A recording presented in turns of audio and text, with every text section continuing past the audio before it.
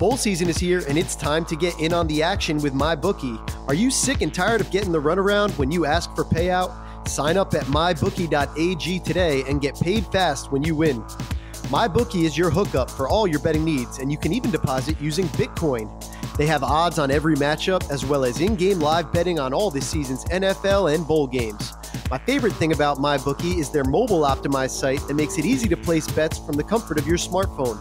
No matter where you are when you find the matchup you like, it's easy to make bets on the fly with MyBookie. Don't miss out on free money. Join now with the promo code OFFTHECHARTS, and MyBookie will match your deposit with a 50% bonus. That's promo code OFFTHECHARTS, one word, to activate the offer. Visit mybookie.ag today. You play, you win, you get paid. Welcome to the Off the Charts Football Podcast. I'm former NFL scout Matt Manocherian of Sports Info Solutions, joined as always by Aaron Schatz of Football Outsiders. Aaron, one more week until we get into the playoffs. What are you excited to see this weekend? Not much. It's not the best week 17, is it? Unfortunately, there ended up being a lot of games that don't matter. A lot of games where you've got one team that's in it and the other team isn't. A lot of teams that have their playoff position assured. Even teams that don't have their playoff position assured have decided to sit starters because in some cases the third and fourth seed, there isn't much difference. So it's not a very exciting week 17. I think the excitement for me is mostly in the NFC because it's interesting to see between Carolina having a shot at the division and then Atlanta and Seattle battling for the wild card. Although they're unfortunately not battling each other, but at least Atlanta is battling Carolina, and that's a game between two good teams who both have something to play for at 4 o'clock Eastern on Sunday. Yeah, I think just like the entire season, the NFC is really where the interesting stuff is happening this week for sure. Definitely those two teams that we thought of as favorites going into the year, Seattle and Atlanta, scrapping to just try to get in now. And then Carolina being that team that everybody slept on. We'll get up to all that before, though. One thing I'd like to mention is what really grinds my gear is I know the scheduling wasn't ideal for this week and how it lined up with the holidays and all that stuff. But moving all the games to 4 o'clock really, I don't think was in the best interest of the fan, especially when you consider that there's a minorly important college football game starting at 5:30 on Sunday night. So it's not ideal for me. Yeah, I think the reason for that is because they need to play all the games at the same time where they affect each other. And there are West Coast teams involved in both conferences in those games. And that's the problem. Atlanta and Seattle have to play at the same time. Tennessee, the Chargers, and Buffalo have to play at the same time. You can't make that 1 o'clock because that's only 10 a.m. for the West Coast. So you have to make it 4 o'clock. Thus, all the games got stuck at 4 o'clock. I do like the fact that they canceled the night game because no one was going to watch it anyway on New Year's Eve. Better this way. All right, Aaron, let's dive right in. The NFC playoff picture, looking at the DVOA standings, the Rams and Saints are number 1 and number 2. The Rams trying to be a top 5 team in all 3 phases. The Saints number 2 on offense and number 7 on defense. And yet, here's Philly, 2 games up at 13-2. But they sit at number 4 in the DVOA rankings. And now they're without Carson Wentz, of course. And then Minnesota is number 5 at 12-3. So they're still a game up on the Rams and Saints and just need a win to secure a bye. So with the Rams and Saints at number 1 and 2, but likely all roads going through Foles and Philly, the NFC playoffs are shaping up to be really interesting.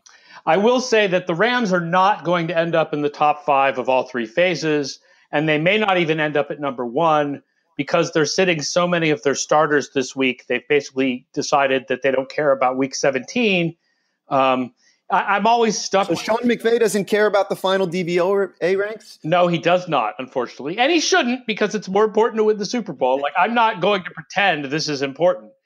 I'm always sort of not sure what to do because the problem with teams sitting starters is, like, when do you count that or not count it? Should you not count it only if the quarterback sits? What if other players sit but the quarterback plays, which has happened sometimes with the New England Patriots? What if the quarterback goes out halfway through the game? Do you still count half the game? But a really good example of how much that can cost a team, probably the most extreme example, is the 2004 Philadelphia Eagles, who were 37% second in the league in DVOA behind Pittsburgh after week 15 and sat their starters in the last two games. Terrell Owens, of course, was injured and went from 37% and second to 32% and third to 24% and sixth over the course of 2 weeks. So that's the kind of thing, at least half of that could happen to the Rams. The thing about the Rams sitting their starters is that if they're the 4 seed and they win in the first round, where do they go for the second round? I think that would be Philly. That's right. So McVay is not only thinking to himself, I don't care who we play in the first round. I think he's also thinking, we would rather go to Philadelphia than go to Minnesota for our divisional round game. And so he's kind of gaming the system here, and it's wise. It's interesting because I do think that the way DVOA shapes up with the seeding makes the NFC playoffs a real any team can win because of the fact that the better teams are going to be going on the road. Yeah, that's what's really exciting about it. And looking, the top 2 teams actually are both going to be playing backup quarterbacks technically, although it's hardly fair to look at Case Keenum like that at this point in the year. It's interesting. I think would rather go against Nick Foles and the Eagles the way they've looked. They've slipped a little bit clearly, especially this last week with Foles in there instead of Wentz. But the one thing about Philly is that's the only outdoor team of this group. So they probably won't be a heavy favorite no matter who they face in that second round game. And they might be a dog to the Rams if they were to have that be the 1-4 matchup. But with their slippage, we talk about how little we know every week. This is just one of those where in a really beautiful way for the NFC playoffs, it's very hard to handicap these teams. And I think that the Eagles, part of the confusion is Foles has only really played badly one game. The game before that was close because the defense played badly, not because Foles played badly. And that shouldn't have anything to do with Wentz. That just seems like they randomly had a bad week. So I don't know how bad Foles is. I don't think you can expect him to be as bad as he was against the Raiders, which was really bad, by the way. I don't think you can expect him to be that bad in every game. So I don't think the Eagles are quite as out of it as people might think after the way they've played the last 2 weeks, because the first week seemed like a defensive fluke and the second week a bit extreme. Right. Very interesting stuff there. And we don't even mention the Panthers and where they fit into the whole thing.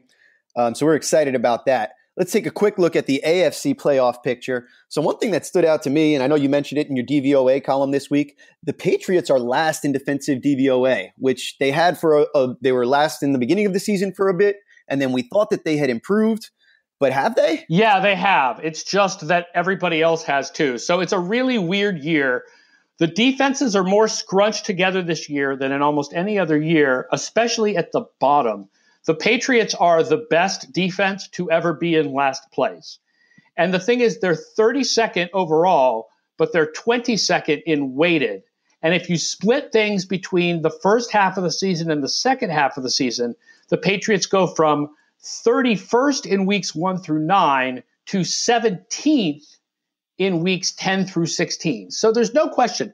The defense has improved, not as much as people think, because A, easy schedule, and B, the offense and special teams give the defense long fields to play with that make it easier for the defense to prevent points.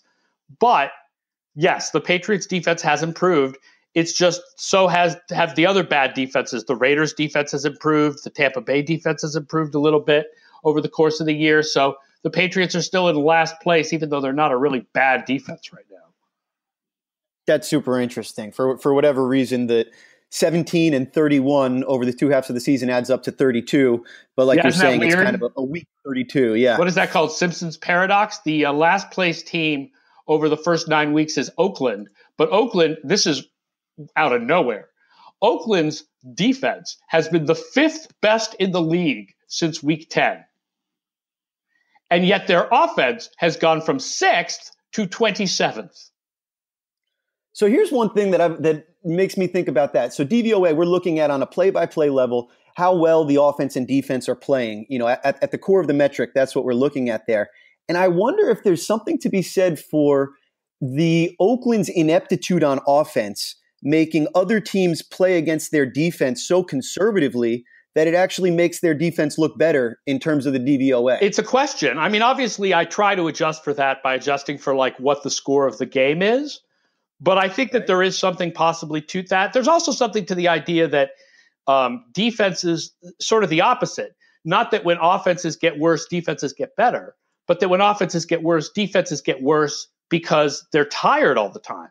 So those two things might counter each other, right? Shouldn't the Raiders defense be playing worse because they're constantly exhausted because the offense can't stay on the field?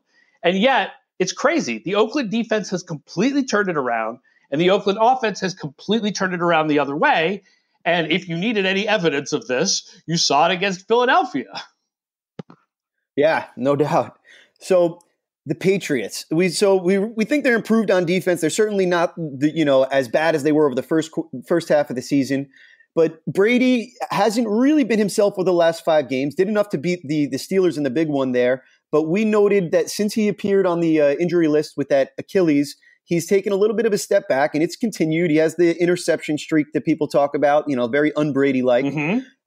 Also injuries to various targets, and, of course, your favorite right tackle. Yes, but although here's an interesting thing. The Patriots' offensive DVOA has actually gone up since midseason because their running game has improved so much that it's offset Brady's small decline. Very interesting. Dion Lewis really has been outstanding. Baby, yeah. He's a guy I was with in Cleveland, and it was always remarkable to me how the smallest guy on the team was the best inside runner that we had. And that's not just a Browns thing. Vision. It's vision. He's got the vision, like Frank Gore. It's the vision. It's also, people talk about running backs and they worry about height, I think, much too much. You want a guy that can wear a defense down, but when you're really built through the midsection really well, especially the thighs and kind of the core of your body there, you become difficult to tackle. And, combine that with the vision like you're talking about, you get the contact balance. And Dion Lewis may not look it, but he can do that stuff, as well as most people, but, nearly as well as LeGarrette Blount was doing that sort of role last year. And then you take into account all the things that Dion Lewis can do that Blount can't do. And he's a really nice player. Yeah, because he offers what Blount doesn't, which is he offers the opportunity for the Patriots to go no huddle and switch back and forth between run and pass. Because he could go out and be a pass catcher and then come back and be a runner, whereas James White is more just a pass catcher and Blount was more just a runner, and Mike Gillislee is more just a runner. Now, what's interesting is even despite all the, we're getting a lot of James Harrison talk, and there's a lot of craziness going on with, why did the Steelers cut him? Did he ask for his release? Now he's with the Patriots, et cetera. But the team that a lot of people think is the most likely team to take the Patriots down is not Pittsburgh. It's Jacksonville. Yeah, and I wanted you to ask you about Jacksonville because you pointed out this week that Jaguars are a very high variance team in terms of DVOA. What can we learn from that? Yeah, I think what we learned from that is that they could beat anybody on any day. They're a very inconsistent team. Film Room, which we ran today on Football Outsiders, Charles McDonald thinks part of this is that they have more talent on defense than they do scheme. And therefore, if the other team can beat their scheme, their defense won't have as good a day. But the offense also, Bortles is just phenomenally inconsistent. And therefore, you could have really good days or you could have bad days. That's why I've been saying this whole time, Bortles could put together a 4-game string where he looks like Joe Flacco in 2012. And with this defense, Jacksonville can win the Super Bowl. Or he could play so badly in the first game that they could just get blown out of their own building. Probably not if they're the 3rd seed and they play Tennessee as the 6th seed, but maybe in the second game they would get blown out of somebody else's building. Yeah, as stat guys, it was hard for me to run away from my criticisms of Blake Bortles while he was having, the run that he had for that 4-game stretch. But also as stat guys, we know the value of small sample size and how much stock we can put into that, and also a lot of the contextual factors that were going on leading to some of those great statistics from Bortles. So for me, I'm still waiting to see it. If he can go on the Flacco run, then I will say I was wrong, and we can go on from there. Except we aren't wrong. If he goes on the Flacco run, he's just still an inconsistent quarterback. I guess if he can go on that Flacco run, then he becomes an average inconsistent quarterback rather than a bad inconsistent quarterback. a well-timed, inconsistent quarterback in the mold of Eli Manning. Yes. All right. Well, those are the overall playoff races. Let's take a look. We have 4 games this week, 2 in each conference that we think are going to make a big difference on the standings. Let's start in the NFC again. Arizona and Seattle. What do we have there? Right. Aaron? So what we need here's what's going on in the NFC. In order for Seattle to make the playoffs, they have to win while Atlanta loses to Carolina. If either Seattle loses or Atlanta wins, then Atlanta goes to the playoffs. And a couple of things I'll point out here. First is Arizona, very strong run defense, top 5 in adjusted line yards against the run. Seattle, no running game to speak of this year at all. I mean, this is going to be – Russell Wilson has got to win this sucker on his own. The other thing I'll point out is John Brown, really disappointing season for Arizona. But Seattle has been number 30 against number 2 wide receivers this year. So maybe this is a chance for John Brown to finally have a big game this year and make a difference and kick Seattle out of the playoffs. So for me, I look at this game, and I'll go back because I had a point about the Cardinals defense also. But this game for me is all about the Seahawks. And what are they? And I think they showed up in a way that people weren't sure that they could have last week after it seemed like they hit rock bottom. And this game is a game they should win. But at the same time, we don't know what to expect from them just because of all of the kind of squabbles that have been going on there and the different injuries and the way that, it's led to Twitter beef and all that other stuff. But yeah, like you said, the Cardinals have been better on defense than people realize. 3rd in the league in yards per attempt on running plays, less than 3.5 yards per attempt by the Cardinals. They've missed just 43 tackles on run plays this year, which leads the league. So that's 13.2% of their tackle attempts are missed tackles. Really good number there. Yeah, the trends are really strong for them, by the way. Arizona, the number 1 defense in the league since week 10, including the number 1 defense against the run since week 10, but also number 5 against the pass since week 10. Right. They've jumped up to 13th in pressure rate and 7th in quarterback rating against, which makes them for the first time in I don't know how long ahead of the Seahawks, who are number 9 in quarterback rating against this year. So we've all seen the Seahawks pass defense fall off. They were top 5 for the first 12 weeks of the season. But we've seen them come back to earth. And now for the first time ever, the first time in recent memory, they're going to be playing the Cardinals, and the Cardinals are going to be the team with theoretically a stronger pass defense. Yeah, but again, the Arizona also has a worse offense. So I think you're right. It's really all about the Seahawks and so much about Russell Wilson, because you got to figure that the Arizona offense should do stuff against the Seattle defense, but they're not a very good offense, so they're not going to do that much stuff. So it's Russell Wilson's. If Russell Wilson goes out there and has a strong performance, Seattle should win. And then they just have to watch the scoreboard and see what's going on between Carolina and Atlanta. And let's go over to the Carolina and Atlanta game. So Carolina is a really interesting team. I had a friend ask me to handicap the NFC playoffs a couple of weeks ago, and I mentioned the top 4 teams, and I stopped before the Panthers. And when I did that, he seemed more confident about the Panthers than I would have expected at the time. And to his credit, they have the same record as the Saints, and they're hanging out there in the top 10 of DVOA also. So I looked a little bit deeper, and a key part of what they've been doing has been their pass rush. Their sack rate is high. They're 6th in total plays with pressure. And that pass rush could pose an issue for the Falcons, because when I look at the Falcons, and they're a little bit like the Seahawks in a way, I just don't trust them very much right now, especially offensively. I don't know what the numbers are, but anecdotally, it would seem like their offense would be one of those high variance offenses where, sure, they could come out and Julio could have 200 yards against you on any given Sunday. But then at the same time, we've seen them lay some eggs this year that have kind of been confusing. I'm going to shock you now. Atlanta is the 2nd most consistent offense in the league this year.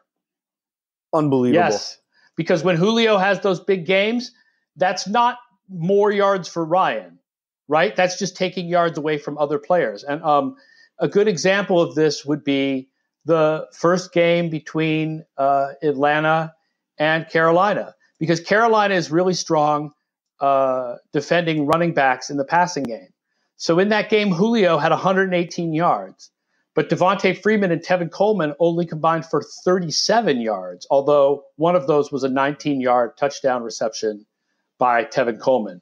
The big improvement, when I saw Carolina in New Orleans, when I was in New Orleans a couple weeks ago, I was like, this offense's scheme is so badly run, doesn't seem to really feature the strengths of these players. And then 2 weeks later, I saw them on TV, and I was like, wow, the scheme is really featuring the strengths of these players. So I'm not sure what to believe, but their offense has absolutely improved over the course of the year. I realize I'm quoting mostly trend stats today. I do have other stats that I have accessible, but there's just a lot of these really heavy first half of season, second half of season trends involving the teams that we're discussing today, and one of them is Carolina. Carolina's offense, 22nd in DVOA through week 9, weeks 10 through 16, 5th in the league on offense. So they have improved significantly. Their defense has actually declined a bit. It's only been average since midseason, but their offense has been phenomenal, which is one of the reasons they've climbed up the DVOA charts. For a long time, there was a big gap between that big four in the NFC and everyone else.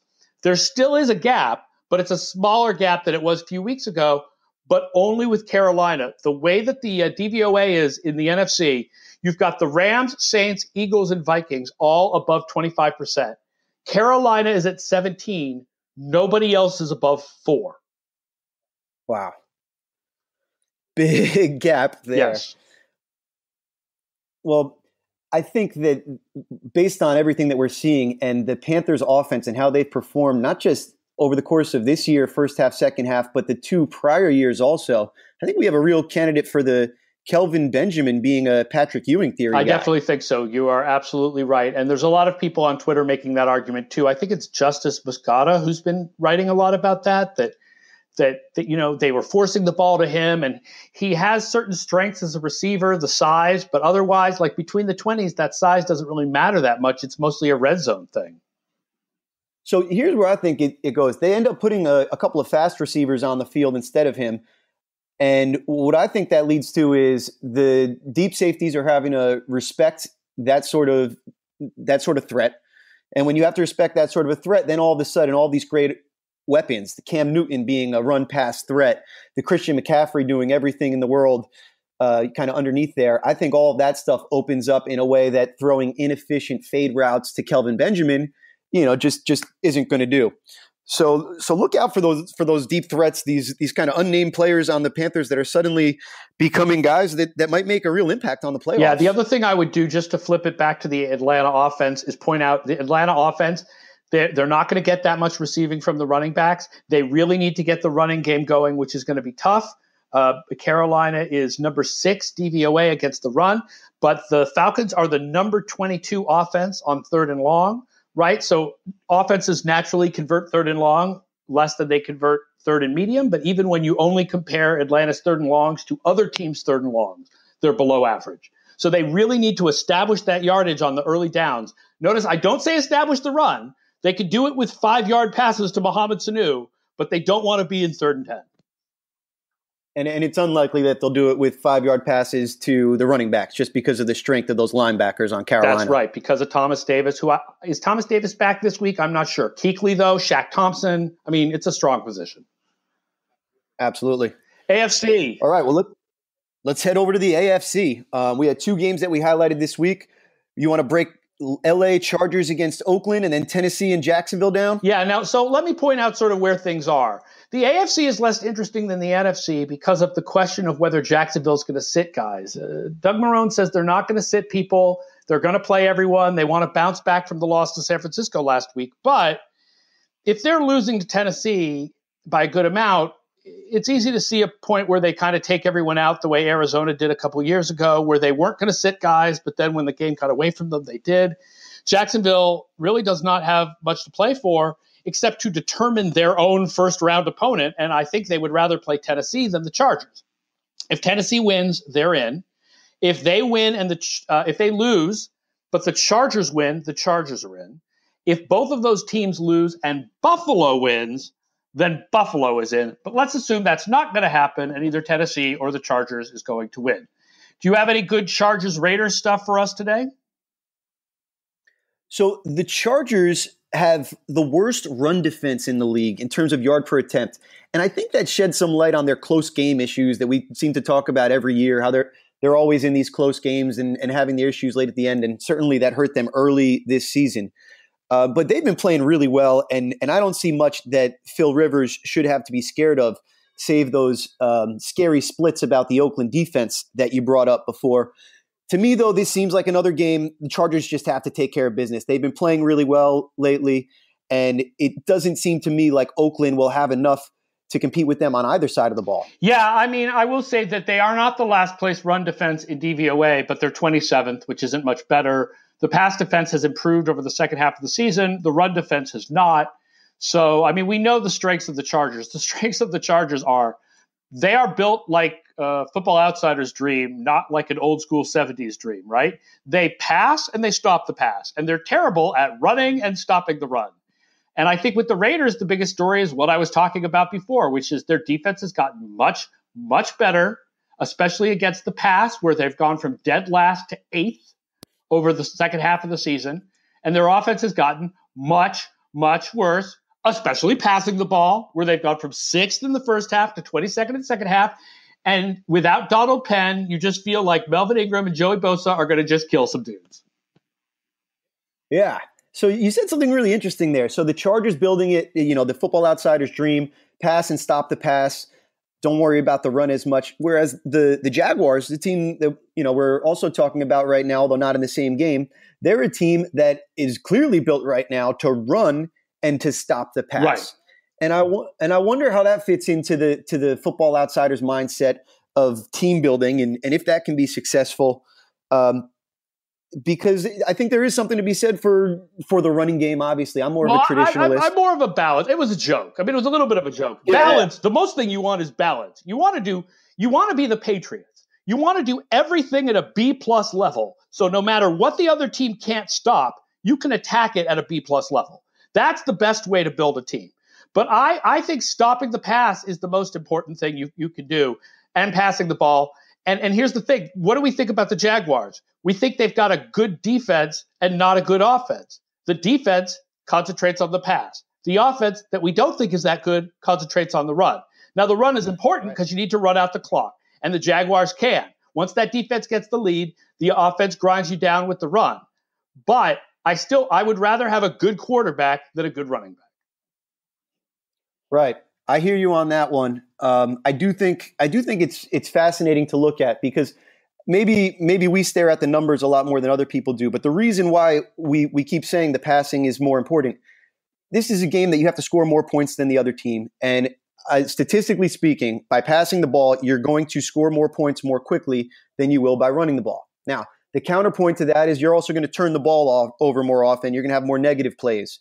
And that sort of thing. So this goes back to the variance conversation again. So obviously, there's something to be said for balance, a lot to be said for balance, and the ability to kind of be malleable.